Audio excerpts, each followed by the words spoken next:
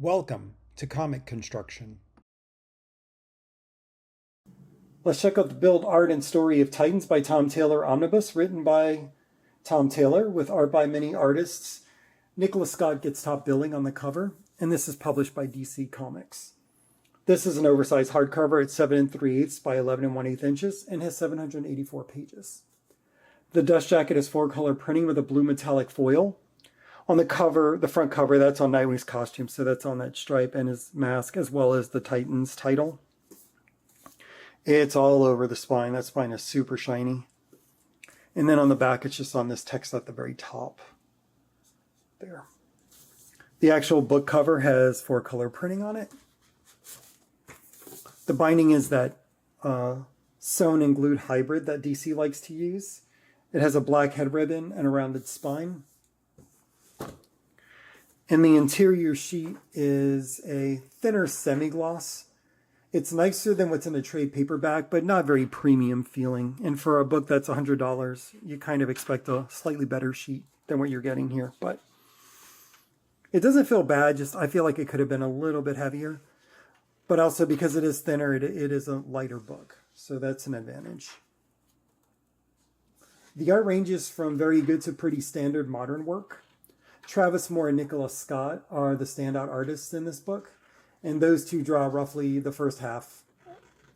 It's hard to talk art when there are 12 contributing artists to this one volume, but like I said, I would say it goes from like pretty standard modern work to some very nice, couple of very nice issues in here.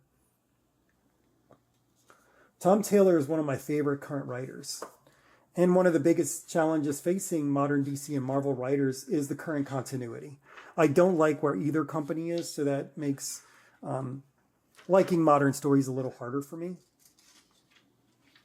Taylor's been able to overcome that several times and write amazing series like X-Men Red and Friendly Neighborhood Spider-Man, which are two of the best books Marvel's had out in the past like 10 years.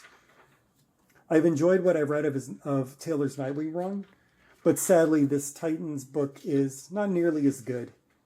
It starts with the return of the Church of Blood, which is very interesting, until it turns into a world-threatening crossover event. I really dislike crossovers like this, and I cannot think of a single writer who can do these stories well.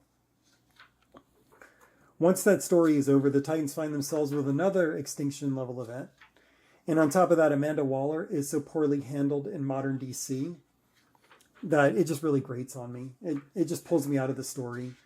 Waller should be gray at the worst. Like really, realistically, she should be like a person with good intentions who's going about it in very questionable ways. In that way, and when I think about Amanda Waller, I can't think of a time she was better written than in John Ostrander's Suicide Squad in the 80s.